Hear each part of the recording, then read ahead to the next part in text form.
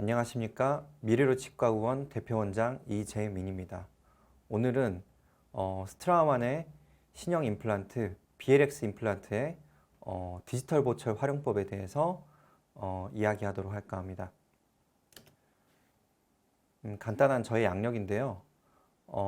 저는 이제 주로 디지털 쪽, 특히 보철, 임플란트 보철 쪽에 관심이 많아서 여러 가지 스캐너와 제조 장비들을 이용한 임플란트 보철 솔루션 연구에 많은 시간을 투자했고, 또 그 결과 해외 강연도 여러 번 다녔고, 국내에서도 여러 차례 업체와 함께 강연도 했는데, 그 어떤 강연보다 오늘 이 자리가 특별한 이유는 이 스트라우만이라는 브랜드가 가지고 있는 그 값어치와 또 제가 생각하는 스트라우만의 어떤 그 상징성, 이런 것들 때문에 지금 하는 이 자리가 너무나 영광스럽고 즐겁고 기쁩니다. 자, 이 사진은 뭐냐면 제가 2019년에 독일 IDS에 갔을 때 찍었던 부스 사진인데요. 보시면 너무나 화려하죠. 이제 여기 다 나오진 않았지만 여기 나왔던 주된 내용들 중에 하나가 이때 당시 새로 런칭한 BLX 임플란트에 대한 홍보였어요. 실제 제품도 보게 되었고, 또 유럽에서 활동 중인 키닥터들 중에서 이제 저와 함께 3쉐입 강의를 했던 루이스 콰다르도나 여러 원장님들을 통해서 이 BLX 임플란트가 굉장히 초기 고정력도 BLT에 비해서 강하고, 또 출시 전부터 이미 디지털 보철과의 연계성을 충분히 고려해서 나왔기 때문에 제가 썼을 때 굉장히 좋을 거다라는 말들을 많이 들었어요. 그래서 굉장히 큰 기대를 가지고 한국에 귀국을 했고요. 이제 귀국해서 이제 우연한 기회에 또 그 스트라우만 본사에서 이렇게 한국에 시장 조사차 온 것 같기도 하고, 이제 BLX 홍보를 위해서 온 것 같기도 한데, 이제 그 본사분하고 같이 또 이야기를 하면서 이제 BLX가 꼭 한국에 런칭이 될 거고, 또 구체적으로 이러이러한 보철 파트들과 라이브러리와 시스템을 가지고 나올 거라는 이야기를 듣게 되었습니다.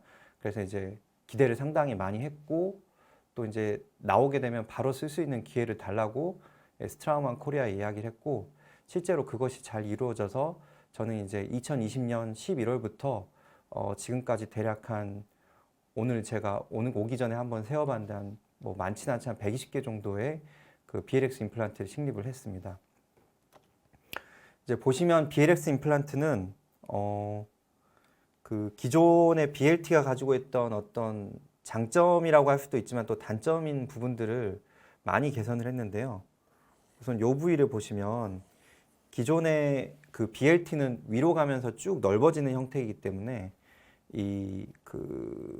마지날 본 쪽에 상당히 많은 압력을 주게 돼 있고, 어떻게 보면 그 압력을 이용해서 고정을 얻는 시스템이었다라고 하면, 그 BLX는 오히려 그 마지날 본 쪽으로 가면은 그 직경이 좁아지면서 그 마지날 본 쪽에 주는 스트레스를 상당히 줄입니다. 그럼 거기서 생기지 않는 고정력을 어디서 얻냐면 바로 이 긴 피치에서 얻게 되는데요. 이 피치가 길 수밖에 없는 이유는 대부분의 치조골들이 피질골과 해면골로 이루어져 있는데, 기존의 테이퍼드 형태의 임플란트들은 골질이 단단한 이 피질골 부위에서 고정을 얻기 위해서 이 피질골 부위, 즉 마지널 본 부위에 어떤 보다 더 넓은 쐐기 형태의 어떤 몸통 형태를 부여한다든가, 아니면 이제 마이크로 스레드를 부여한다든가 했는데, 이런 형태의 임플란트들이 공통적으로 가지고 있는 문제점 중에 하나가 어떤 경우에는 마지널 본 로스가 너무 심하게 온다는 거예요, 사실 그 스트레스로 인해서.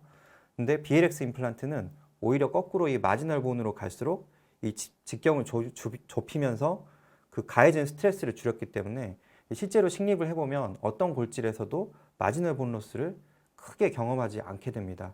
대신에 부족한 고정은 이 긴 피치를 가지고 이 해면골에서 얻게 되는 거죠. 저는 이 컨셉이 상당히 마음에 들었고, 왜냐하면 실제로 BLT를 쓸 때 예를 들어 상악동 거상술과 동시에 임플란트를 심는다든가 하는 경우에는 이 BLT 같은 경우는 이 피치가 위로 갈수록 너무 얇아지거든요. 그리고 또 이제 위쪽에 가면 몸통이 넓어지면서 이제 너무 이렇게 그 약한 상악동 근처에 뼈를 이렇게 민다든가 이러면서 본로스 가거나 고정이 충분치 않다든가 하는 경우를 얻었는데, 그 BLX 같은 경우는 그런 상악 쪽에 그 골질이 약한 부위에서도 상당히 잘 고정력을 얻고, 또 그럼과 동시에 그 마지날 본 로스 컨트롤 굉장히 잘해줍니다. 그래서 정말 마음에 들고요. 그래서 이제 BLX 임플란트의 특장점과 BLT와의 차이점을 이제 간단히 뭐 제조사에 말한 것과 또 저의 생각을 덧붙여서 이야기를 한다고 하면은 일단 가장 큰 특징 중에 하나는 이제 짧은 길이의 임플란트가 드디어 식립이 가능해졌어요. 예전에는 BLT 같은 경우 최소 길이가 8mm였는데 실제로 임플란트를 잘라서 보면 그 8mm 거의 끝까지 그 크로스핏 커넥션이 쭉 들어갔죠. 근데 이번에 신형 BLX 같은 경우는 토크핏이라는 그 새로운 톨스 구조가 들어가 있는데 이 구조의 깊이가 그렇게 깊지가 않아요. 코니컬 커넥션 부위를 상당히 짧게 가져갔고 그로 인해서 짧은 길이의 임플란트를 만들 수가 있게 돼서 그 우리가 뭐 상악 쪽에 골이 넓은데도 길이는 그 짧은 부위에서는 이렇게 직경이 넓고 짧은 임플란트를 심으면 좋은데 이제 그런 규격의 임플란트들이 출시가 되었고요. BLT보다 직경이 더 다양해졌어요. BLT는 아시다시피 SC, NC, 그 다음에 RC 이제 4.2, 4.7 이렇게 가는데 요번에는 이제 3.5부터 6.5까지 다양한 직경이 생겼고요. 이로 인해서 다양한 골폭에 대응을 할 수 있게 되었습니다. 그 다음에 이제 긴 피치를 위한 강력한 초기 고정으로 임미디엇 로딩에 조금 더 적응증이 넓어졌다라고 말씀드릴 수가 있고요. 하지만 여기서 가장 좋은 점 하나가 또 뭐냐면 겉보기엔 굉장히 넓어졌지만 실제로 그 바디의 폭경은 BLT와 거의 유사하게 굉장히 얇습니다. 이것은 뭐 스트라우만의 자신감이라고 봐도 될 것 같아요. 록솔리드란 소재, 그것이 가지고 있는 특별한 강도, 그것이 가지고 있는 또 깊은 역사 이런 거에 대한 어떤 신뢰와 자신감을 통해서 만들어낸 결과라고 보고요. 따라서 BLX가 겉보기는 피치가 커서 굉장히 두꺼워 보이지만 실제로 저희가 태핑을 할 때는 그렇게 많이 할 필요가 없어요. 그래서 치조골을 많이 보존하고 얇은 치조골에 또 대응할 수가 있기 때문에 너무 식립이 편합니다. 그리고 이거는 아까 이야기했던 내용이고요. 그래서 아까 드렸던 말씀인데 긴 임플란트도 있지만 이제는 짧은 임플란트도 가능한 게 여기 보시면 톡스핏 요 내부 구조가 상당히 짧아졌기 때문에 이제 6mm까지 대응이 가능하고요. 그다음에 요거를 말씀 안 드렸네요. 이제는 모든 직경의 임플란트가 똑같은 내부 커넥션을 가져갑니다. 그래서 3.5부터 6.5까지 그 위에서 봤을 때 임플란트의 폭경은 점점 변하지만 내부의 그 토크핏은 똑같습니다. 그래서 이제 더 이상 우리가 뭐 NC용, RC용, 뭐 SC용, 뭐 임프레션 코핑이나 뭐 스캔 바디를 따로 뭐 갖고 있거나 뭐 이렇게 할 필요가 없어요. 굉장히 편해졌죠. 그래서 보시면 이제 이런 식으로 쭉 같은 직경의 내부 커넥션 구조를 가지고 있다라는 거고요. 그리고 이제 아까 말씀드렸던 내용인데 실제로 보면은 이 바디가 굉장히 얇습니다. 그래서 3.5 임플란트의 경우만 이제 3.4mm 직경을 가지고 있는 바디를 가지고 있고요. 3.75부터 4.5까지는 똑같이 3.5mm의 바디 폭경을 가지고 있어요. 거기서 이제 피치만 넓어지기 때문에 실제로 우리가 본 태핑하는 양이 그렇게 많지가 않습니다. 그리고 5.0, 5.5도 똑같이 4.5mm의 그 바디 폭경을 가지고 있고 심지어 6.5mm도 4.5mm의 바디 폭경을 가지고 있어요. 실제로 우리가 6.5를 심는다고 해도 그렇게 많은 양의 본은 태핑할 필요는 없어요. 그래서 사실 저는 거의 모든 적응증을 5.0과 4.5 이내에서 끝내려고 하는데요. 실제로 이제 5.5나 6.5는 그 안으로 들어가서 되게 넓어지는 형태의 그 상악에 있는 그런 뼈들 있잖아요. 그런 뼈들이 아니면 특별히 이제 필요가 없는 경우가 많아요. 충분히 많은 양의 고정을 얻을 수가 있습니다.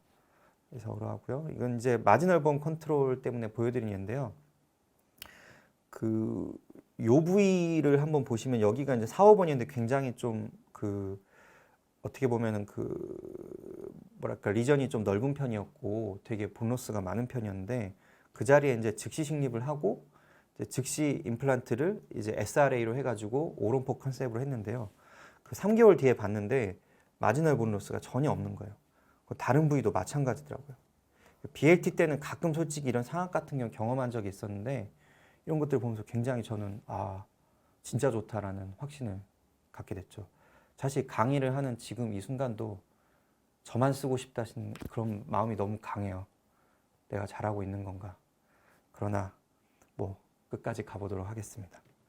자, 이제 BLX의 이제 뭐 임플란트 자체에 대한 이야기는 여기까지 하고요. 또 오늘은 이제 주된 화제는 사실 보철이니까요. BLX 보철의 특장점에 대해서 이야기한다면은 아까 설명을 드렸지만 이제 모든 직경의 임플란트에서 동일한 플랫폼을 쓴다는 거고요. 이게 제일 핵심인데요. 이번 BLX는 정말 좀 이런 표현하면 그런데 좀 너무 재미있는 어떤 정말 특이한 내부 커넥션 컨셉을 갖고 있는데요. 이 임플란트 하나에서 그 익스터널 커넥션의 보철을 할 수도 있고요. 또 그 다음에 인터널 커넥션을 하는데 여기서 우리가 옛날에 뭐 기억나시나 모르겠는데 원장님들 뭐 서던 임플란트나 아니 미국의 그 저기 뭐 바이오 호라이즌 같이 뭐 걔네 지금도 고수하고 있죠. 뭐 인터널 헥사라는 게 있었어요. 익스터널이 이제 거꾸로 들어간 형태인데 이제 코니컬 커넥션이 많이 없고 모스 테이퍼가 거의 없고 딸깍이처럼 하는 그런 구조인데 이 토크핏이라는 구조가 약간 그런 성격이 있어요. 물론 여기도 약간의 테이퍼로 강한 결착력을 얻긴 하는데 요런 인터널 헥사 비스무리한 커넥션도 쓰고 있고요. 또 우리가 가장 대중적으로 현재 많이 쓰이는 코니컬 커넥션도 인터널을 같이 갖고 있어요. 그래서 이거를 따로 쓰기도 하고 같이 쓰기도 해요. 그래서 인터널, 익스터널, 거기다가 또 이 0.1mm 플랫탑 인터페이스라고 하는데 이거는 이제 약간 턱에 걸치는 건데 필요할 때는 또 거기 턱에 걸쳐서 보철 컴파트먼트를 연결하기도 합니다. 그래서 이런 것들이 이제 어떤 의미가 있는지 이따가 보여드릴 거고 제가 너무 BLX를 좋아하게 된 이유가 이제 이런 기존의 인터널 커넥션, 특히 코니컬 커넥션 임플란트가 가지고 있던 어떤 구조적 문제점들을 해결하기 위한 그 고민과 해결책들이 너무 많이 들어있더란 거죠. 이 임플란트 하나에. 그래서 그런 이야기들이 이따가 하게 될 거고요. 그리고 이머전스 프로파일을 상당히 쉽게 컨트롤합니다. 그 힐링 어버트먼트가 가지고 있는 이머전스 프로파일 형태를 거의 모든 기성 어버트, 그러니까 스트라우마에서는 베리오 베이스라고 통칭하는데요. 그 베리오 베이스의 잇몸 연결 부위가 힐링 어버트먼트의 이머전스 프로파일을 그대로 따라가게 돼 있어요. 그래서 이제 보철을 체결할 때 환자분들이 이제 잇몸 압박이 덜하고 저희 입장에서 좀 보철 제조하기 상당히 쉽죠. 그리고 이제 모든 베리오 베이스는 이제부터는 이제 디지털 라이브러리에 다 도면이 올라가 있기 때문에 저희가 이제 픽처랩에 스캔을 하고 나서 디지털화된 그 워크플로우로 보철물을 제작하기가 너무나 좋아졌어요. 자, 이거는 아까 했던 내용이고요. 이제 그렇기 때문에 우리가 뭐 스크류도 하나만 쓰면 되고 물론 이제 와이드 바디 대용하는 그 와이드 커버 스크류가 있긴 한데 제가 써보니까 꼭 굳이 쓸 필요는 없는 것 같아요. 좀 말하기 조심스럽지만 그리고 뭐 스캔 바디도 하나만 있으면 되고 뭐 RB에 대응하는 배리오 베이스 하나면 뭐 WB 뭐 얇은 3.5까지 전부 쓸 수가 있죠. 임플란트 픽스처 드라이버도 그래서 서지컬 키트 하나예요. 서지컬 키트가 상당히 컴팩트해졌어요. 네.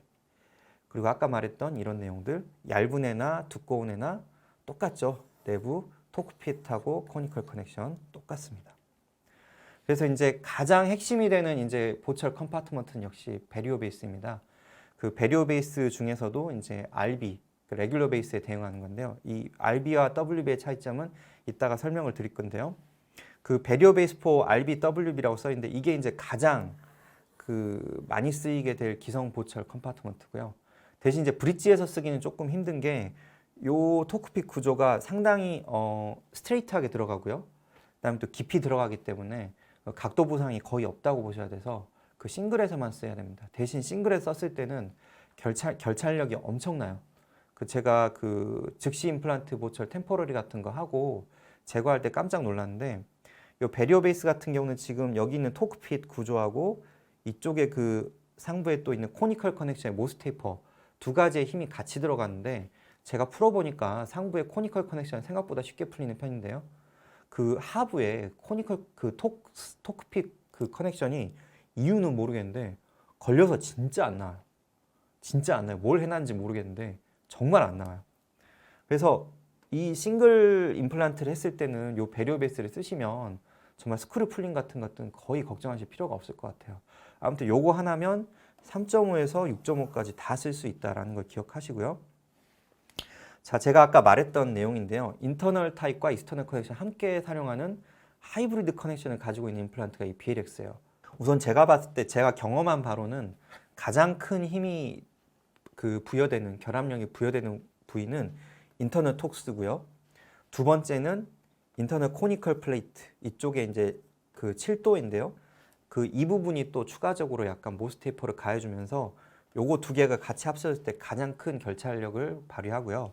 그다음에 와이드 숄더 부분도 약간의 그 뭐랄까 그 커넥션 결착력은 조금 있지만 인터널 코니컬보다는 조금 약한 것 같아요. 요게 사용되는 부위는 이따 나중에 알려드릴 거고요.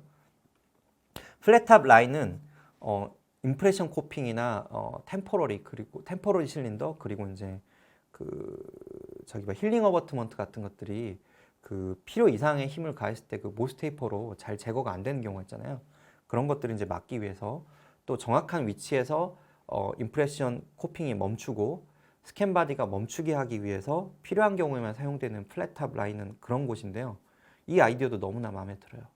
그 인터널 커니컬 커넥션 그 임플란트, 뭐 우리가 흔히 쓰는 임플란트죠. 그런 것들 디지털로 할 때 가장 스트레스 받는 부위가 뭐냐면 스캔 바디가 자, 뭐 경험해 보신지 모르겠지만 혹은 임프레션 코핑이 자, 쪼여요.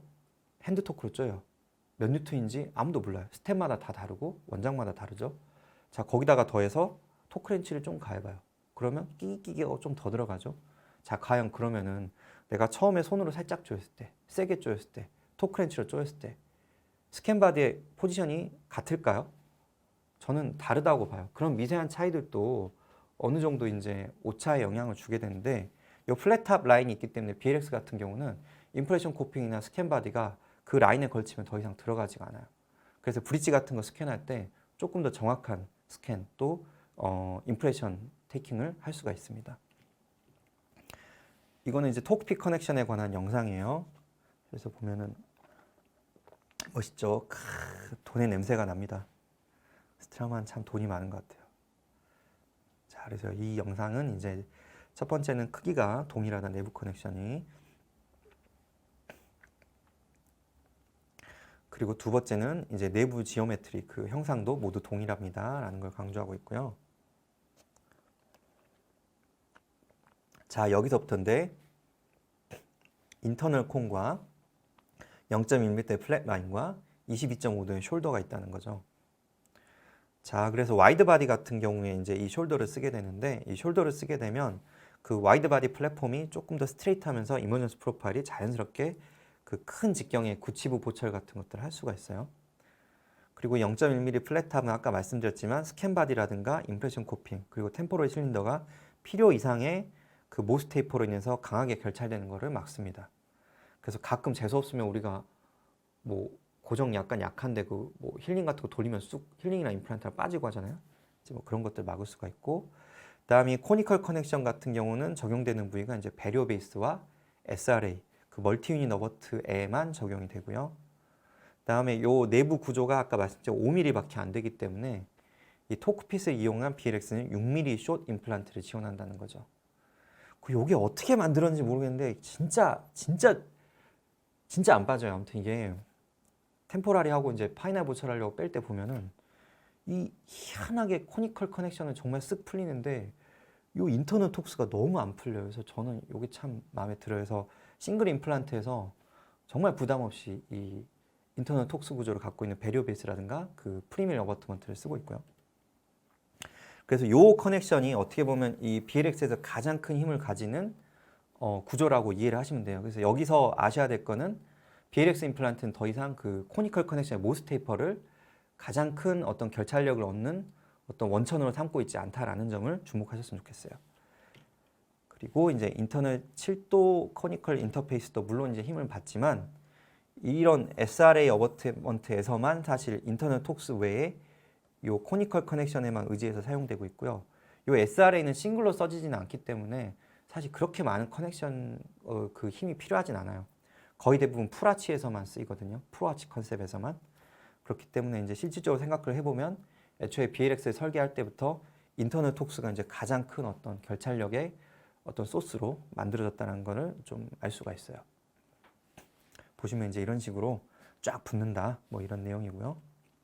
그다음에 숄더 인터페이스는 이제 와이드 바디에서와 그다음에 이제 여기도 보면은 이제 제가 아까 참 재밌다고 한 건데 이 배리어 베이스 브릿지 전용이 있어요. 스크류 타입 그 보철을 브릿지로 만들 때 쓰이는 그 기성 어버트먼트라고 이해하시면 되는데 요거는 인터널 토크핏이 없어요. 그리고 그냥 외부 숄더에 걸치고 내부 7도 코니컬 커넥션에도 걸치지가 않습니다. 그래서 이거는 실질적으로 익스터널 커넥션 약간 리버스된. 그래서 이 22.5도 숄더 라인에 걸치고 여기 스크류에 어떤 조임만 가지고 연결이 되는 구조예요. 정말 특이해요. 그래서 플랫폼 체인징을 따로 멀티 어버스 쓰지 않더라도 그 BLX 임플란트에서는 이런 브릿지 케이스에서 익스터널 연결 구조를 쓸 수가 있어요. 참 재밌죠. 그리고 이제 아까 이야기했던 내용이니까 넘어갈게요.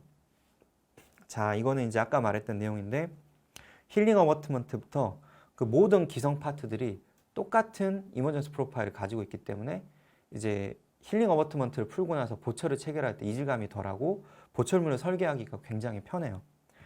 그래서 보시면 이제 이런 식으로 징지바 높이가 있고 그 다음에 어버트먼트 직경과 어버트먼트 높이가 있어요. 사실 이렇게 되면서 좀 단점이라고 하면 한 가지가 생긴 게 힐링 어버트먼트가 너무 많아졌어요. 정말 너무 많아졌어요. 그래서 여기 길이가 다르고요. 직경이 다르고요. 그 다음에 또 이 GH, 그러니까 프로파일 부위의 길이가 다 다릅니다. 그래서 저 같은 경우는 주로 그냥 GH 2.5에 직경 5.0, 6.0에 그냥 어버트먼트 헤이트 4를 그냥 균일하게 쓰고 있거든요. 그 원장님들도 이제 만약 BLX를 도입하시게 되면은 주로 즐겨 쓰는 어떤 잇몸 프로파일이라든가 그 직경 높이에 따라서 조금 다 갖다 놓으실 필요는 없을 것 같고 어느 정도는 그 정도에 맞춰 쓰시는 게 나을 거예요. 그래서 보시면 아까 했던 내용인데 이 GH가 모양이 이 베리오 베이스하고 힐링 어버트먼트가 똑같고 다른 모든 그 SRA를 포함한 기성 어버트들이 다 똑같습니다. 그래서 이제 이거를 디지털화 했을 때 상당히 장점이 있죠. 그 케이스 하나를 보여드릴게요. 그 싱글 임플란트였고요. 그 4.5에 10 임플란트 심고 힐링 어버트는 GH 2.5짜리 썼습니다. 그래서 당연히 사용했던 베리오 베이스도 똑같이 GH 2.5짜리 썼던 케이스인데요. 아까 했던 내용이고요. 이 보시다시피 이제 와이드 바디까지 하게 되면은 힐링 어버트먼트 규격이 무려 1, 2, 3, 4, 5, 6, 6, 3, 18에 아무튼 진짜 많아요. 그래서 여기서 이제 우리가 잘 쓸 것들만 좀 골라 쓰시는 게 좋다라는 내용이고요. 자, 네, 베리오 베이스의 모양인데요. 보시면은 이런 결찰 부분들은 이제 주로 크라운이 그 세멘테이션 했을 때 빠지지 않게 또 돌아가지 않게 하는 역할을 하고요. 그다음에 이제 요 GHV는 이제 1.5부터 3.5까지 다르게 되어 있는데 이거는 모두 힐링 어버트먼트 구조가 같다는 거고. 그다음에 요거를 디지털로 하실 때는 요 스캔 바디를 사시고 라이브러리를 홈페이지에 다운 받으시면 되는데 우리가 주로 쓰는 3J과 엑소캐드는 다 지원을 하고 있어요. 그래서 그냥 공짜로 다운 받으시면 되고요. 요 스캔 바디는 이제 피크 소재로 되어 있는데 비용이 비교적 저렴하기 때문에 크게 부담을 안 가지고 구매를 하실 수가 있어요. 자, 그래서 요 케이스인데 이게 식립하고 2달 있다가 이제 스캔을 했고요. 이제 캐드 진행 과정인데 보시면 이제 이 스캔 바디를 이제 라이브러리와 정첩을 하고 요 부위인데 보시면 이 잇몸 프로파일이 베리오 베이스 형태하고 아주 깔끔하게 연결이 되는 걸 볼 수가 있어요. 그래서 이제 이런 부분에 어떤 스트레스를 받을 필요가 없어요, 우리가. 그래서 이렇게 크라운 디자인을 해주고 이머전스 프로파일에 맞춰가지고 크라운이 나왔습니다. 이제 둘이 세멘테이션 해서 연결했어요. 이처럼 이제 깔끔하게 연결된 프로파일 부를 볼 수가 있고, 뭐 보여드렸지만 뭐 원내에서 기공을 하시거나 혹은 뭐 기공소에 이거를 맡기시더라도 굉장히 쉽게 제작이 가능해요. 근데 단 이제 임플란트 패스가 좀 좋긴 해야 됩니다. 왜냐하면 이제 밖에서 어버트먼트하고 임플란트가 일체형으로 들어가기 때문에 패스가 안 좋게 되면 좀 들어가기 힘들긴 하죠. 하지만 어쨌거나 싱글 임플란트에서 뭐 너무 깔끔하게 들어가고요. 그래서 이제 저는 이제 강력하게 추천을 드립니다. 그래도 아까 말씀드렸지만 요 베리오 베이스가 이 토크핏과 코니컬 커넥션의 힘을 동시에 받기 때문에 굉장히 조여지는 힘이 강해요. 네, 강력 추천드리고요. 다음에 이제 앵글드 스크류 채널 베리오 베이스가 있어요. 요게 참 재밌는데 요건 이제 주로 이제 전치부 같은 데 쓰이겠죠. 그죠? 구치부에서 쓰기는 보시면 이제 이만큼의 베이스가 날아가기 때문에 아무래도 크라운의 유지력이 좀 약할 소지가 있어요. 그리고 요 홀이 굉장히 커지는 단점이 있긴 한데 가끔 스크류홀이 전치부 같은 경우 아시겠지만 스크류 타입 보철할 때 버컬로 나오는 경우에 난감하잖아요. 그럴 때는 이제 요거를 갖다가 안으로 이제 기울일 수 있게 하는 건데요. 저 같은 경우 이제 요거를 이용해서 이제 최종 보철까지는 하지 못했고 왜냐하면 이제 지르코니아와 요 앵글드 베리오 베이스의 어떤 결합력을 과연 제가 많이 신뢰했을까라는 그런 느낌이 있기 때문이긴 하지만 아마 싱글 같은 경우면 제가 뭐 충분히 썼을 것 같은데 좀 2개짜리 케이스기도 했고 이제 잇몸의 압박이 의심되는 좀 구간이 좀 많았거든요. 임플란트 픽처 식립 위치가 깊어서 그래도 어쨌거나 굉장히 결착력 강했고 뭐 2달간의 템포라리 기간을 뭐 잘 버텼던 케이스인데요. 템포라리 보철 올라가는 데까지만 보여드릴게요. 아직 최종 보철이 안 들어가세요. 보시면 이분인데 이제 굉장히 오래전에 했던 임플란트인데 이제 그 보너스가 오면서 이제 임플란트가 이제 어떻게 보면 빠졌죠. 그래서 이제 이렇게 된 상황에서 2달 있다가 이제 임플란트를 들어갔습니다. 그래서 이제 어느 정도 치유 기간을 거쳐서 해당 부위에다가 임플란트 식립을 하고 뼈 이식을 해줬고요. 여기서 놀란 게 이 부위의 갭이 상당히 컸는데 이 피치 때문에 강력한 초기 고정을 얻으면서 즉시 보철을 바로 생각할 수 있게 됐어요. 그래서 이제 약간의 펀칭하고 그 흡수성 멤브레인을 해가지고 이제 마무리를 해줬고요. 반대편도 마찬가지로 골소실이 조금 있었기 때문에 뼈 이식과 함께 임플란트 식립을 마무리했고요. 이제 이 상태에서 바로 스캔 바디를 체결을 하고 스캔을 했죠. 그래서 이게 스캔이 끝난 상황이고요. 여기 보시면 이제 원래는 이제 상당히 버클 쪽에 스크류홀이 나와야 되는데 이거를 갖다 캐드상에서 이제 이렇게 각도를 틀 수가 있죠. 이런 식으로 옆에서 보면 해서 이제 전치부나 소구치 부위 정도의 적응증이 될 것 같고요. 상당히 유용한 솔루션인 건 맞습니다. 특히 이제 스크류 타입 임플란트를 좋아하시는 원장님께서는 뭐 한번 꼭 해보실 만한 그런 임플란트 그 보철 제조 옵션이고요. 이런 식으로 디자인이 끝나서 이제 그 일주일 정도 있다가 체결을 했어요. 보시면 이제 상처가 완전히 아물진 않았는데요. 이런 모양으로 생겼습니다. 실물을 보게 되면 한쪽이 터져 있고 이쪽으로 이제 스크류 홀이 형성이 되면서 이제 이게 그 별렌치, 그러니까 우리 쓰는 그 스트레이트에 쓰는 별렌치가 아니고 또 별도로 구매를 해주셔야 되는 게 있는데 또 앵글드 컴파트먼트는 스크류 모양이 달라요. 그래서 여기 보시면 요 컴파트먼트를 따로 컴포넌트를 따로 구매하셔야 돼요. 그렇게 많이 비싸지는 않더라고요. 그래서 요거 구매하시고 하면 이제 요 보철 옵션을 쓸 수가 있습니다. 그래서 이렇게 만들어진 스크류 타입 템포럴 보철을 이제 이렇게 하고 이제 뭐 한 2달 정도 기다렸었던 케이스고요. 다음에 이제 와이드 이머전스 프로파일인데요. 이제 5.0 이상부터 쓰게 되는데 이제 보시면은 이 토크핏하고 그 다음에 요 바깥에 숄더 라인에 걸치는 형태가 되는데 이제 대구치 싱글 같은 경우가 사실 대구치 싱글만 거의 이제 적응증이 될 것 같고 이제 요 경우에 이제 아무래도 좀 그 대구치가 요만하다 싶으면은 뭐 측방압이나 이런 거에 약간 좀 이런 부분이 취약할 수도 있기 때문에 이렇게 만들지 않은가 싶기도 하고 그런 측방으로 가해지는 압력에 대해서 이 숄더 라인이 이제 딱 얹혀져 있기 때문에 이런 뒤뚱뒤뚱한 힘에 조금 더 많이 대응을 할 거라고 보고요. 그 다음에 두 번째는 이제 와이드 임플란트의 그 플랫폼을 그대로 가져가면서 그 어떤 자연스러운 이머전스 프로파일을 조금 더 가져갈 수가 있어요. 이 부위의 빈 공간을 좀 더 줄일 수가 있겠죠. 이 와이드 바디를 쓰게 되면.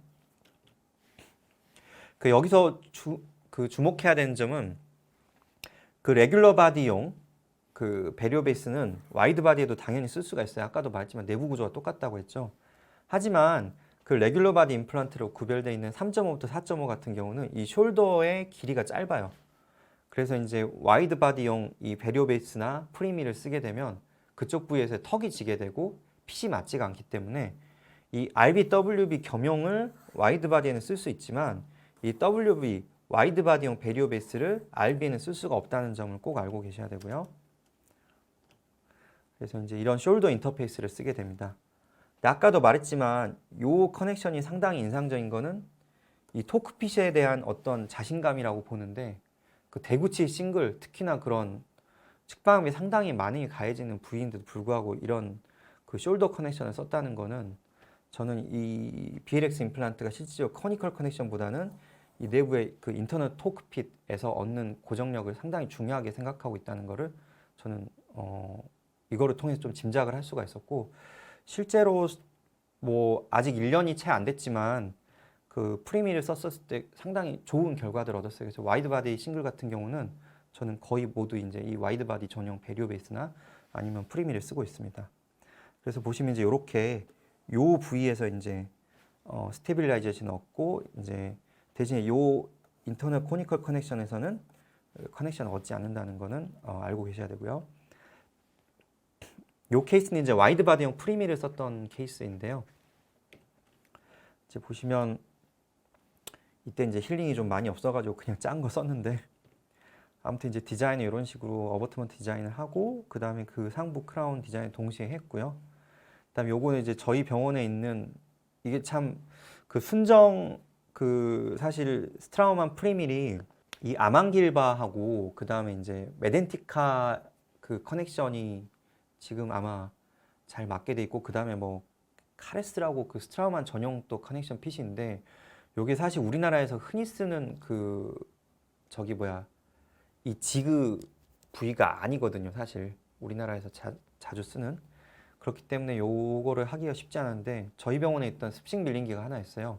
그 롤랜드사에서 나온 디지쉐입사에서는 42W라는 장비가 있는데 그 장비에서 이제 우연찮게 요 순정 프리미를 또 지원을 하더라고. 밀링을 메덴티카 홀더를 옳다구나 했는데 그 생각보다 상당히 정말 그 높은 가공 신뢰도를 보여줘가지고 깜짝 놀랐어요. 그래서 혹시 이제 BLX 임플란트 프리미를 원내 가공을 하시고자 하는 원장님들은 그 요 장비를 저는 이제 강하게 추천드립니다. 상당히 그 많이는 못 깎아요. 한 번에 한 개씩밖에 못 깎는데 얘가 깎는 방법이 그 요렇게 옆으로 놔둬서 횡삭을 하는 방식이 아니고 그 이렇게 이제 돌아가면서 깎는 방식이기 때문에 그 축이 틀어지는 염려가 적으면서 상당히 신뢰도 있는 가공이 되거든요.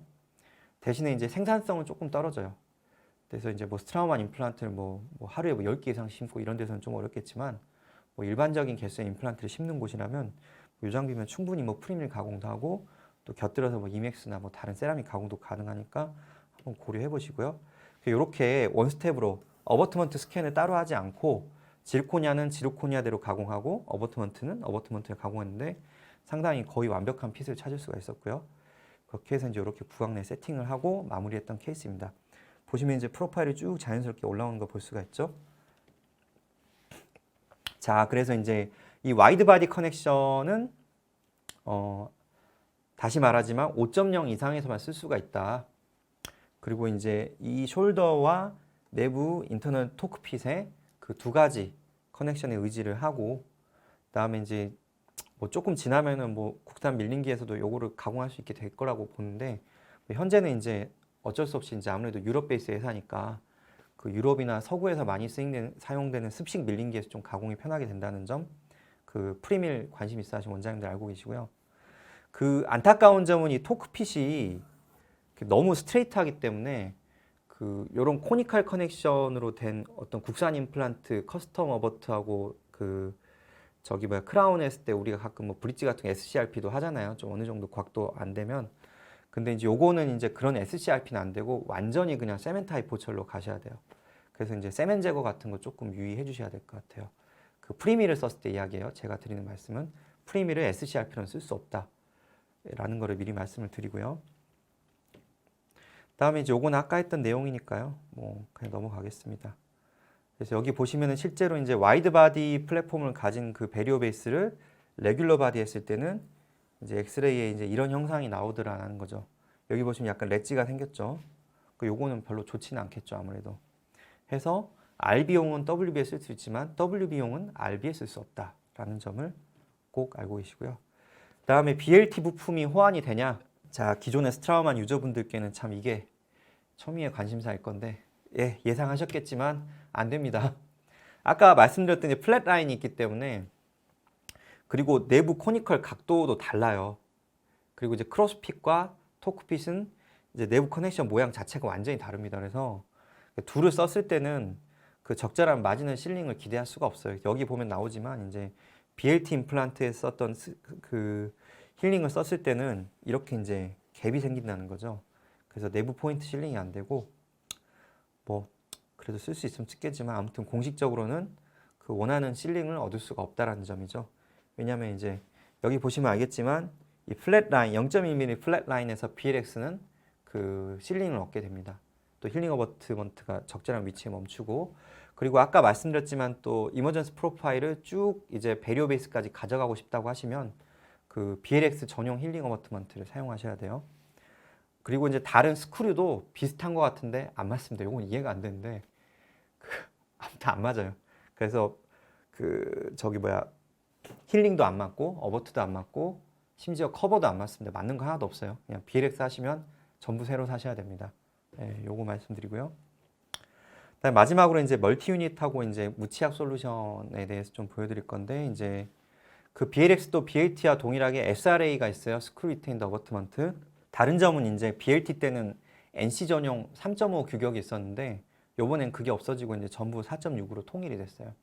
그래서 요 상부에 쓰이는 그 실린더는 BLT에 썼던 거하고 동일하게 쓸 수가 있기 때문에 그 실제로 주문할 때 그 로트 번호도 똑같아요.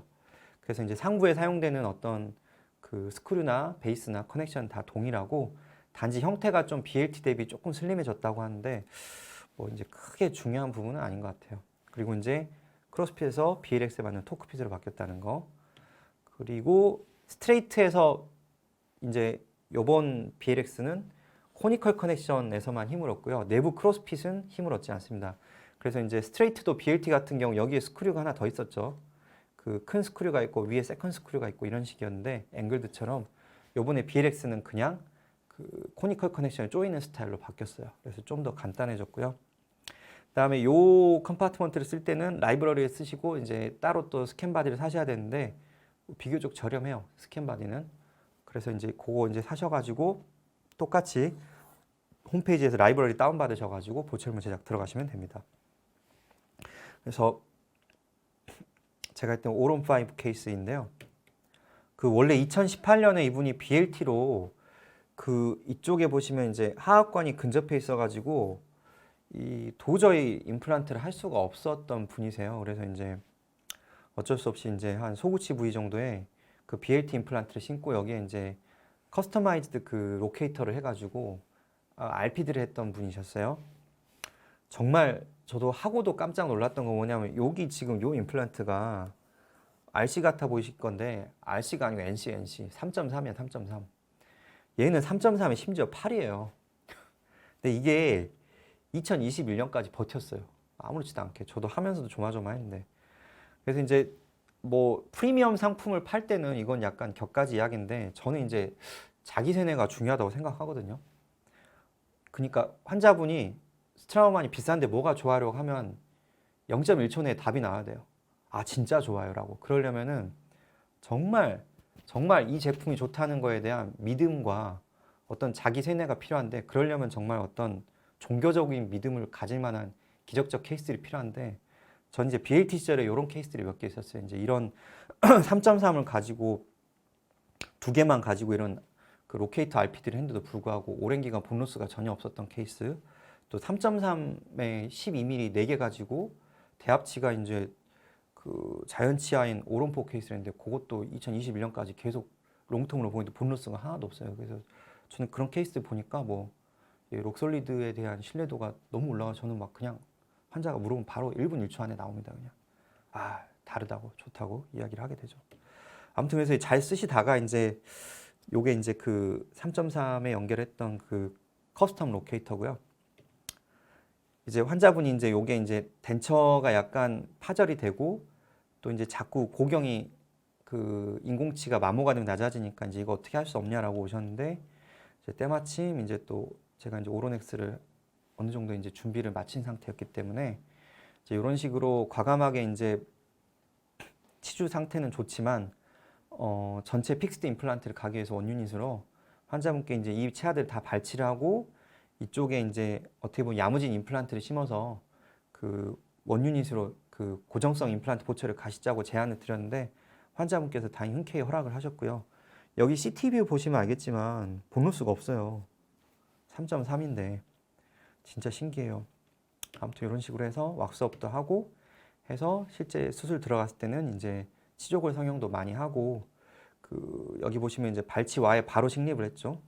거기다 이제 SRI 연결하고 이제 그 저기 뭐야 치조골 성형할 때 채취했던 뼈들 좀 발치와에 넣어주고 그다음에 그 BLT용 SRA 연결해가지고 이제 그 즉시 보철을 해드리고 2달 있다가 이제 이렇게 오셨는데 뭐 전혀 뭐 2달 있다 오신 거예요. 실밥 빼고 그냥 사진 찍은 거예요. 여기서 이제 또 스캔 바디 꽂고 스캔하고 파이널 지르코니아 올라가서 이제 행복하게 마무리되었던 케이스입니다. 그래서 이런 솔루션도 있고요.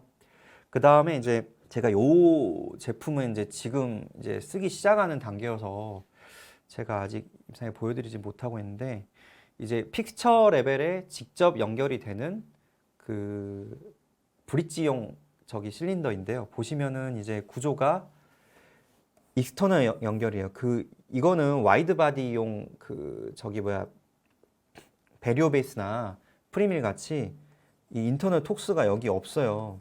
그래서 이건 정말 순수한 익스터널 커넥션이고요. 실제로 이 각도 보상량도 어마어마해요.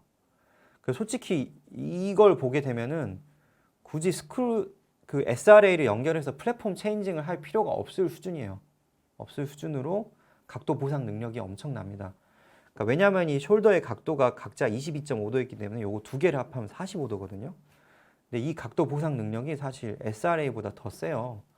그래서 이제 다음에 케이스가 있으면 좀 요거를 후라치에서 응용을 해볼까 하는데 이게 편하게서 쓰기는 조금 걱정도 되기도 하는 게 이게 아무래도 이제 이 어버트먼트 헤이트가 3.5기 때문에 아쉬운 게 이제 여기서 좀 한 5mm짜리 정도가 나왔었다라고 하면은 좀 뭐 편하게 두 개나 세 개짜리에서 한번 좀 더 적극적으로 써봤을 건데 그 3.5다 보니까 아무래도 이제 이런 구조의 이제 브릿지를 쓰게 된 경우 보통은 이제 대구 치잖아요. 뭐 4, 5, 6, 6, 7 이런 데인데 아무래도 좀 쓰기가 좀 겁나기는 하더라고요. 근데 이제 저도 지금 이제 몇몇 케이스에 쓰기 시작했는데 일단 보철 자체는 너무 편하게 만들어지고 실제로 시팅도 너무 잘 되고 각도 보상도 잘 되기 때문에 뭐 요것도 충분히 이제 임상에서 그냥 최종 보철용으로 활용이 가능할 거라고 보고 있는데 제가 아직 케이스로 좀 이제 말씀드렸지만 지금 BLX 식립 시작한 지가 이제 얼마 안 됐기 때문에 물론 한 120개 정도 심긴 했지만 요 보철 옵션은 제가 아직은 좀 케이스로 검증을 하고 있는 단계라고 말씀을 드리고 싶어요. 그래서 뭐 추후에 또 기회가 되면은 요걸로 했던 케이스들이 이제 어떻게 진행이 되고 마무리가 되었는지 말씀을 드릴 수 있었으면 좋겠어요. 아무튼 그래서 요 브릿지바 실린드리컬을 사용하게 되면은 굳이 중간에 이제 SRA 컴파트먼트를 따로 구입을 안 하고도 이제 그 보철문 체결이 가능하고 그 다음에 SRA의 단점 중에 하나가 이 상부에 보철을 체결하는 세컨 스크류가 좀 얇거든요. 근데 반면에 요 이제 배려 베이스 같은 경우는 그 요 안에 그 픽스처에 직접 연결되는 스크류이기 때문에 스크류 자체가 조금 더 두껍기 때문에 아무래도 이제 편측 브릿지에 좀 대응하기에는 SRA보다 훨씬 낫다고 봐요. 그래서 추후에 또 요 부품을 이용한 보철에 대한 결과들은 뭐 기회가 되면 같이 공유할 수 있도록 하겠습니다. 그래서 이제 여기까지가 이제 오늘 제 강의고요. 이제 결론을 지으면 싱글 유닛 같은 경우는 이제 배려 베이스를 쓰시면 되고요. 혹은 이제 프리밀드를 쓸 수도 있고요. 이때는 이제 RB냐 WB냐를 잘 구분해서 사용을 하시고 RB가 이제 커넥션 힘은 가장 셉니다. 왜냐하면 이제 인터널 토크핏하고 그 다음에 커니컬 커넥션을 동시에 쓰기 때문에 와이드 바디는 인터널 토크핏을 쓰지만 커니컬은 쓰지 않는다. 숄더에 걸치고 하지만 제 경험상 이 BLX 임플란트의 가장 큰 고정력의 원천은 코니컬 모스 테이퍼 힘이 아니라 인터널 토크 그 자체의 힘이에요. 그래서 이거는 크게 신경 쓰지 않으셔도 될 것 같아요. 근데 요 배려 베이스 특히 그 인터널 토크 핏이 들어가는 그 어버트먼트들은 브릿지에서는 쓰지 마세요. 각도 보상이 거의 안 됩니다. 그 막 나중에 그걸로 디자인 하셔가지고 나중에 하게 되면 그 인터널 토크 핏 부위를 손으로 아마 다 가셔야 될 거예요. 버로. 그래서 그거는 브릿지에서는 쓰지 마시고요. 다수 임플란트 브릿지에서 아까 보였던 배려 베이스 브릿지바 실린드리컬을 쓴다든가 아니면 프리미를 써서 아시죠? 그냥 각도 보상을 해가지고 세멘 타입 보철로 세팅을 하시게 되는 게 이제 솔루션이 될 것 같고요. 프리밀은 대신 SCRP는 된다 안 된다? 안 됩니다. 왜냐하면 프리밀은 인터널 토크핏을 갖고 있기 때문에 한번 연결을 하면 싱글인 경우에는 그래도 넣다 뺐다 할 수 있지만 그 멀티 유닛, 그 여러 개의 유닛인 경우에는 그 뺐다가 다시 스크류 타입이 연결이 안 됩니다. 이 점은 알고 계시고요. 그다음 전압 같은 경우는 이제 아까 보여드렸지 SRA 4.6이라든가 아니면 배려 베이스 4 브릿지바, 프리밀 같은 것들을 사용해서 하시면 되고요. 그리고 이건 아까 얘기했던 내용인지 토크핏과 모스페이퍼를 동시에 사용하는 어벗은 이제 프리밀하고 배려 베이스 두 가지가 있다는 거고 그다음에 배려 베이스 4 브릿지바 실린더는 숄더만을 이용한다. 그래서 거의 익스터널이라고 보셔야 돼요. 그래서 이거는 당연하지만 싱글에서는 절대 쓰시면 안 됩니다. 이제 브릿지에서만 쓰셔야 된다는 내용입니다. 자, 오늘 강의는 여기까지고요. 그 BLX 임플란트를 시작하고자 하는 여러 원장님들 또 디지털 임플란트 보철에 관심 있는 원장님들께서 오늘 강의가 큰 도움이 됐으면 합니다. 아, 저 혼자 써야 되는데 다 말하고 말했나요? 아무튼 앞으로 더 많은 BLX 유저들을 밖에서 만나게 되길 기대하면서 오늘 강의는 여기서 마치겠습니다. 감사합니다.